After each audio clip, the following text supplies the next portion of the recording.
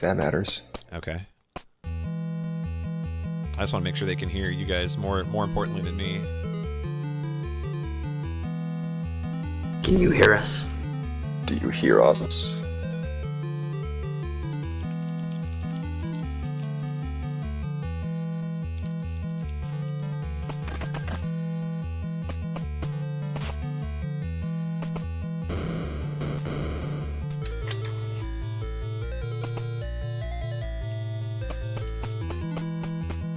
Just to reiterate what Golden said before as well, chat, if you are just joining us now, there is also some pretty good information down below the stream.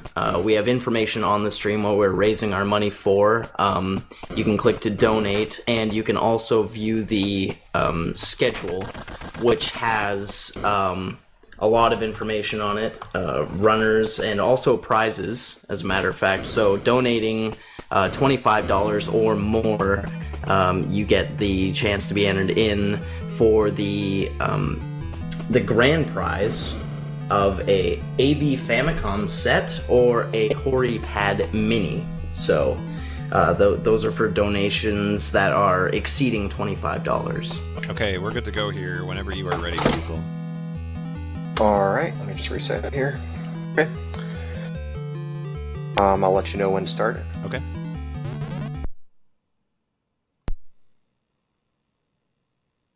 Alright, and go. So this is Prince of Persia. This is the NES port of it. This game was originally made for the Apple and ported to DOS, which is probably the version that a lot of people are familiar with. The DOS version. The NES port is kind of a stripped-down version. It's basically the same as the PC versions, except they cut out a lot of the cutscenes and a lot of the plot. I guess they just didn't want to have to program all those names to gate. But I don't know, it's still fun. This version, unlike the computer game versions, you can't actually skip the fights. I mean, it is technically possible to skip the sword and skip the fights, but if you do that, you have to get frame-perfect jumps through all the fights in the game, because there's no other place to pick up the sword if you don't get it in level 1. So fight skips is not really a thing in this. I have to actually go through all the combat, which kind of sucks in a speedrun because it's very random, and even assuming you don't get killed, you could lose a lot of time just to getting very uncooperative fights. But hopefully, with the extra health that I pick up, getting killed won't be an issue, and losing a little bit of time won't be too bad either.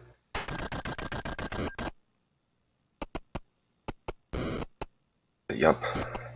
This is, I don't know, I think a pretty familiar game to a lot of people who played PC games back in the 80s. Yeah. It's the whole start of the puzzle platformer, I think. It's the first one I can think of.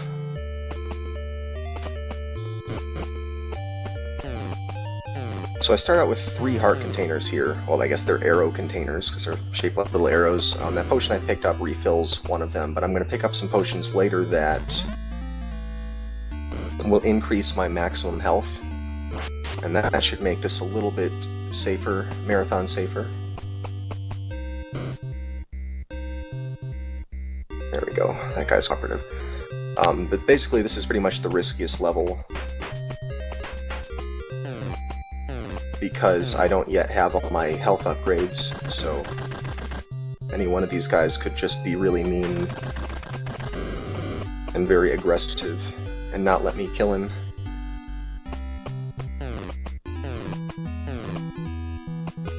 But past this level it gets a bit less risky.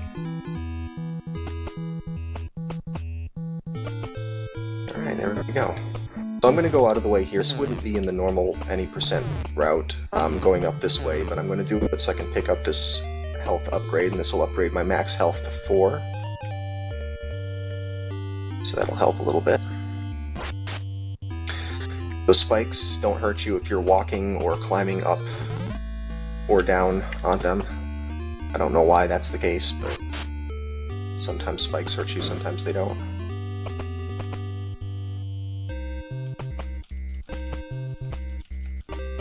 Basically, the plot of this game is that you are the boyfriend of the Sultan's daughter, and while the Sultan is away fighting a war in foreign lands, his second-in-command, Jafar, has taken over.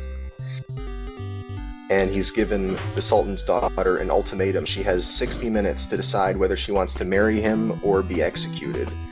And apparently that's a really tough decision. He must be...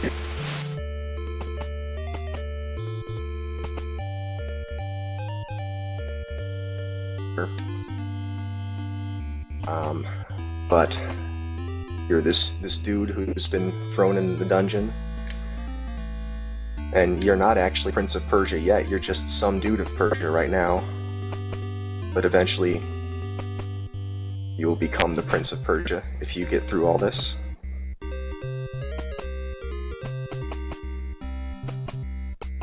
Alright, we got the first skeleton. This is an out-of-work skeleton butler who's gone to become a skeleton prison guard. Ooh, I'm glad that went well. The skeletons in this game are generally pretty aggressive. They'll block a lot of your attacks, and then they'll attack back really quickly. Fighting in this game, it's really tricky to explain. It's pretty random, but with a little bit of practice, you can start to recognize some patterns. There's just a certain rhythm to it that you have to get used to, when to attack and when to block. There are sometimes when I don't really know what the enemy's going to do, and I just have to sort of guess and try to, you know, not leave myself into too dangerous a situation. This seems pretty precise. Yeah, the nice thing about the speedrun is that you can input, or you can call it input buffer a lot of it. So if you press any kind of button while you're in the middle of some sort of movement animation, the command will get executed the moment the animation ends. So you have a lot of leeway to queue up your next input. So you're unlikely to lose, you know, lose frames here and there because of just being late on your inputs, but there are a bunch of jumps in the game that are very precise. Kill this guy. Alright, that was cooperative. And then most of the rest of it is just planning. Once you know where to begin jumping, you can sort of position yourself so that stuff like that chopper that I just ran through will miss you. I mean, the screens are all pretty predictable, and once you know exactly where to start jumping, you can watch your steps, and you can make small adjustments to it by doing what I call a stutter step. You can't really see it on the screen, but you can sort of hear it in the audio that when I land from some of these jumps, like what I'm doing right now. So in order to clear those mistakes, I had to throw in a few stutter steps there as I was jumping, and that just gives you a little bit more distance and is needed in some areas to get past some of the traps without having to slow down. So what we're coming up here is the mirror you, and because this version of the game doesn't really give you any sort of plot, cutscenes, or explanation of what's going on, the mirror itself doesn't really make any sense, but yeah, basically you run by here and this mirror appears, and you jump through the mirror. You can't run through it, you have to jump through it for whatever reason. And then Mirror You shows up, and he's kind of a jerk, but we'll see him later a little bit. By later, I mean right now.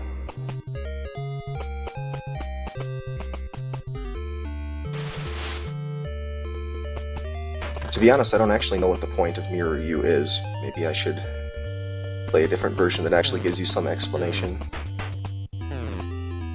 Seems like a pretty common element in a lot of games, battling. Yeah, mirror self. Yeah. I'm not questioning it.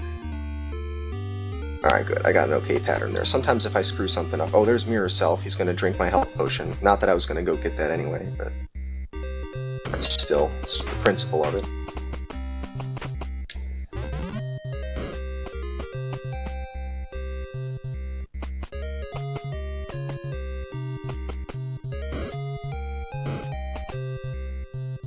So far I'm doing really well in health. I can skip all these optional potions that I would normally grab in the marathon route.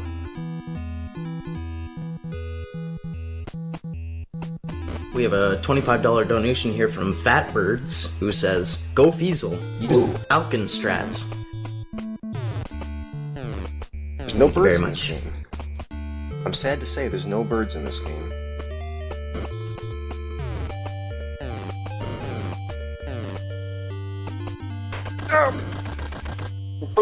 Okay. Pretend that didn't happen. Oh.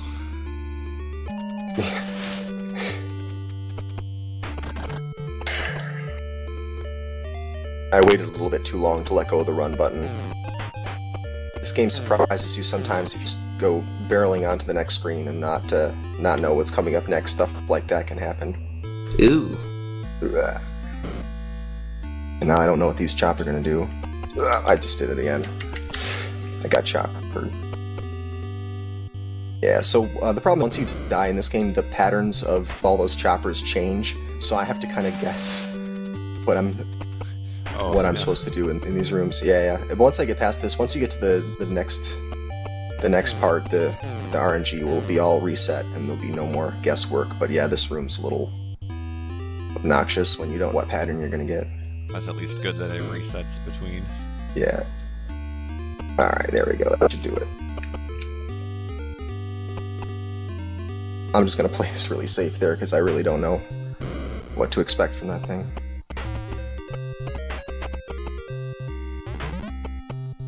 It's okay, this is a terribly long level. Not the worst level to die at.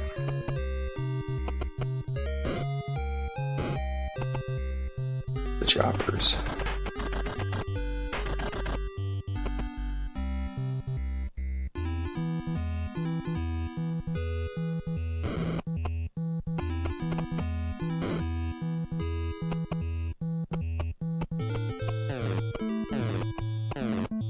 That was a good pattern that time.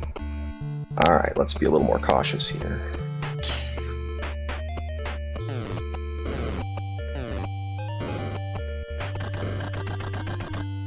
There we go.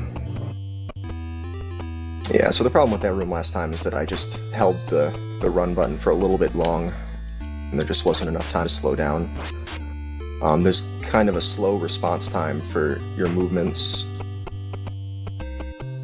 so that takes some getting used to.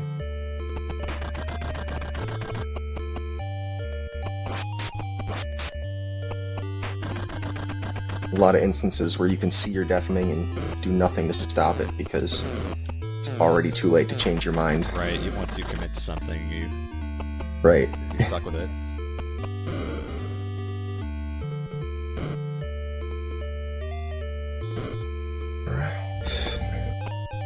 So we're back to predictable RNG again, so choppers shouldn't be a problem unless I do something else silly. We'll see. Could happen.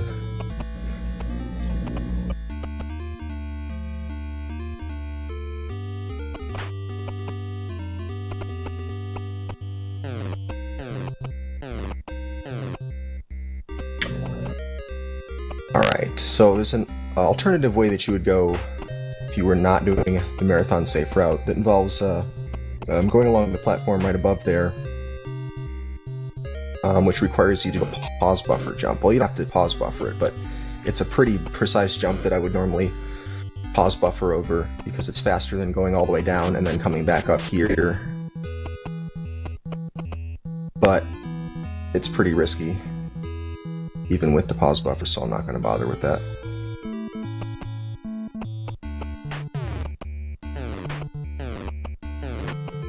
Alright, and this potion here causes you to float.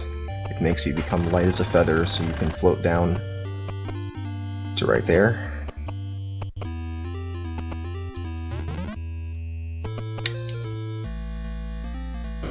Alright, level 8. This is my least favorite level. Hopefully we won't see this screen again.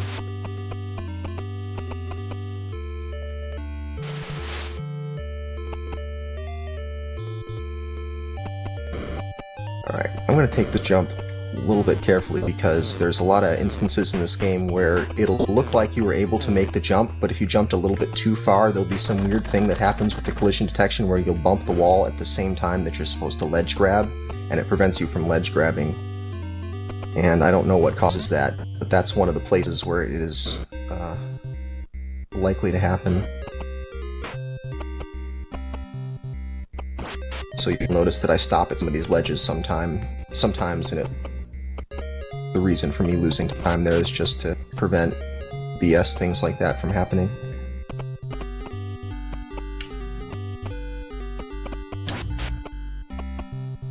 Alright, that guy's gone.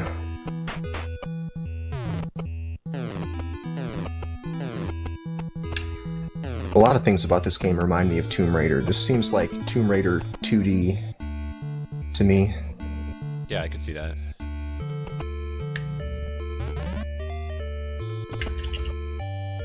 Just with all the jumps being discretized and all the, you know, jumping, climbing up and down from ledges and things like that. Yeah, lots of ledge grabbing.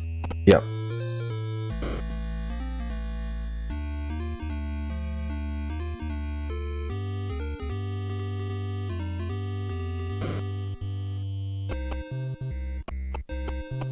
Alright. Hate this part. I'm gonna try to play this a little safe, because this is another place where I can have BS things happen.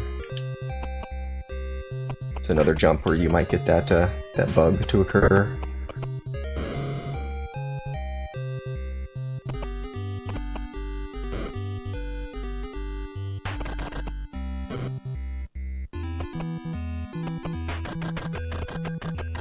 Alright, so one of the cutscenes that you miss in this version is that the princess has a little pet mouse, and she sends the pet mouse out at some point. There he is.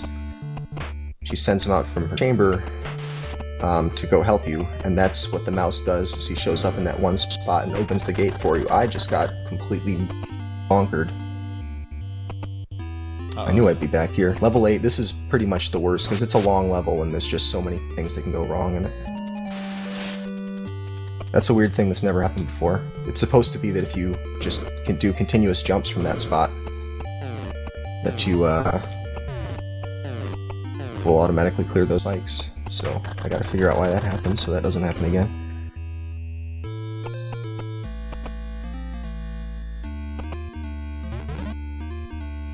Wrecked. It's okay, I don't mind, I love this level.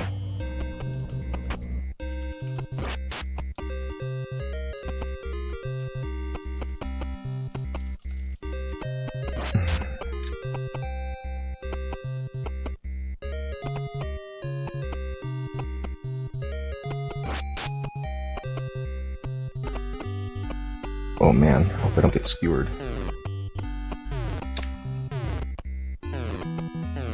This never happens. It's true, actually. I've never died in that spot.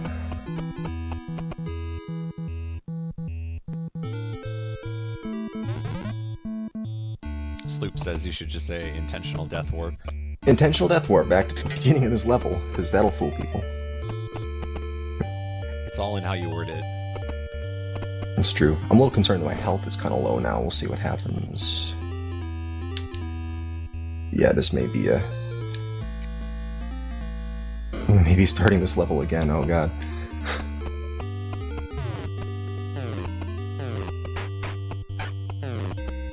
Yeah, this isn't the most marathon safe game just because of the battle RNG, but what are you gonna do? It adds to the excitement. I guess. I feel really excited.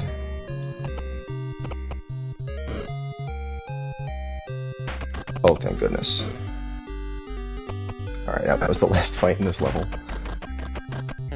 So hopefully the RNG from this chopper won't be off. Alright, good. Nice. So we won't have to do this again, fortunately.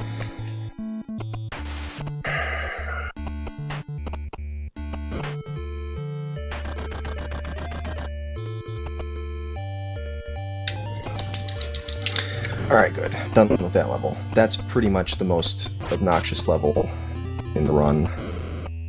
So I'm glad to have that one behind me. It shouldn't be... None of the levels are that long, and none of the levels have that many things that can go badly in. Supposedly. See?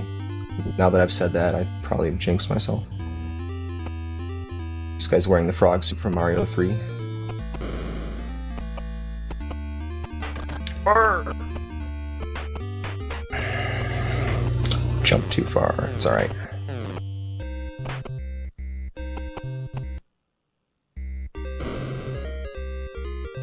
Not fatal.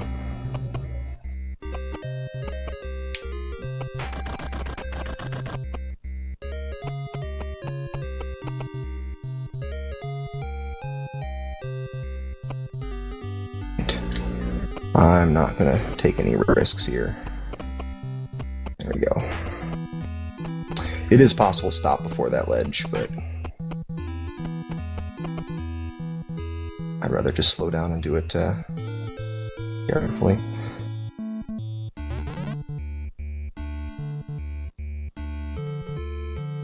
Alright, that's a fight you can skip, fortunately.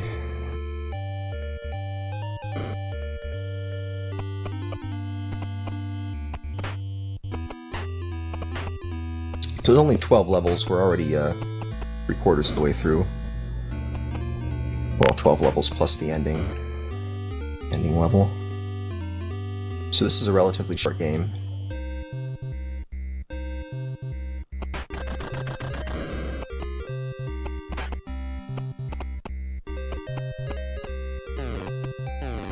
Alright, so this is a place where there's a pretty tight jump that you have to make, and it's hard to do it without a sub, so that's why I'm doing all this, doing this little jumping and wiggling there, is to get myself in just the right position.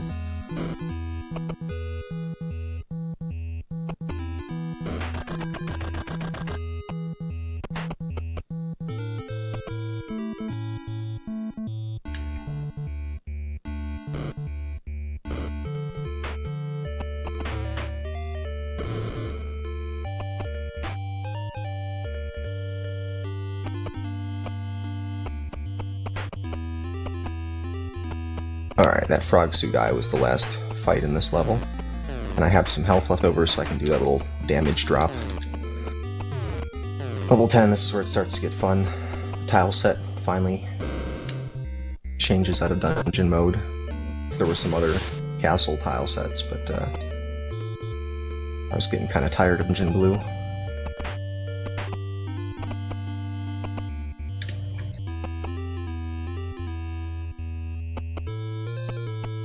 This is the shortest level, and there's only 2 fights, and yet I seem to get skewered by the fights in this level more than any of the others.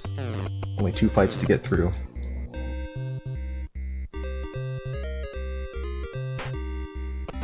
Whew. They just happen to be 2 very aggressive fighters, I guess. Different enemies in this game actually have slightly different patterns. The enemies will indeed become more aggressive as you progress in the game, not just your imagination.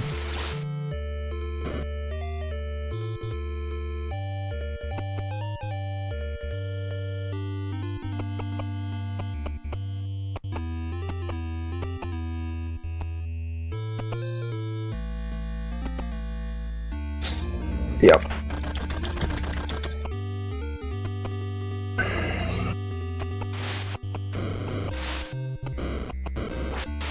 Another death warp. That should save a little bit of time.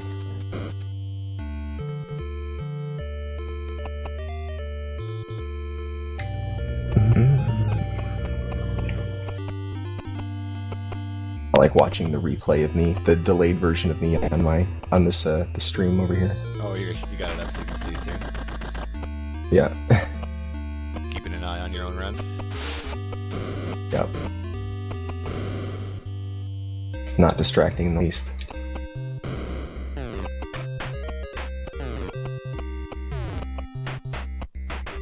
Alright, that was a very uncooperative fight. Alright, right here I'm trying to just get onto a certain... pixel here. Normally I would just YOLO this, but I really don't want to have any more deaths. Too many stupid deaths already, so I'm not going to YOLO that one.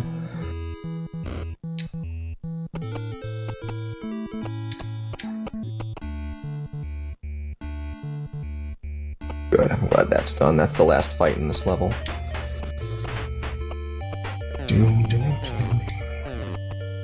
This game's got pretty catchy music, but there's only one soundtrack, so it gets kind of old after a while. Yeah.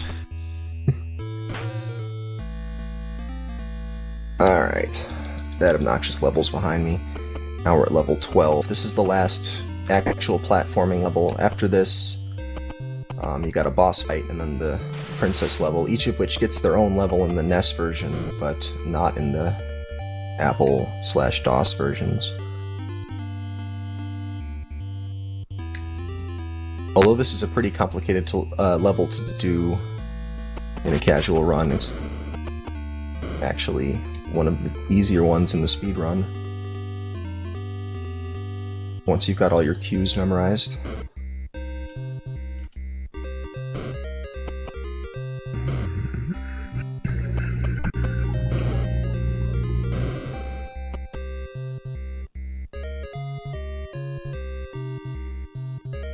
I remember this level always gave me trouble as a kid, because I had no idea what to do.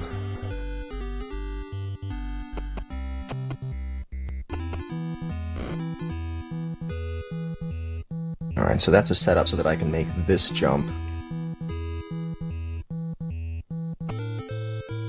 And I think you're supposed to fight your clone self in this level, but I skipped that for some reason.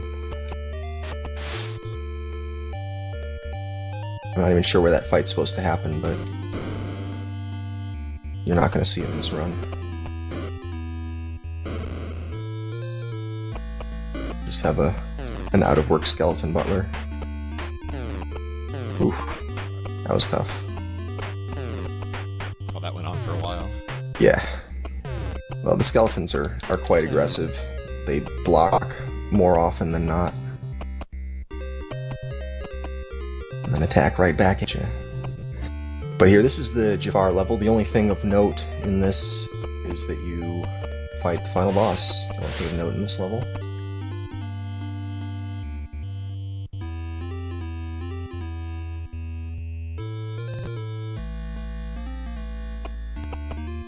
Who, disappointingly, just looks like any of the other enemies, but that was actually Jafar. You just killed the, whatever he is, the Vizier, whatever his title is. That was it.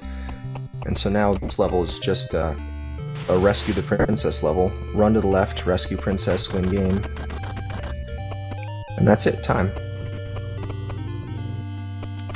Alright, just waiting for it to show up. I guess you're a little bit ahead of me. 25?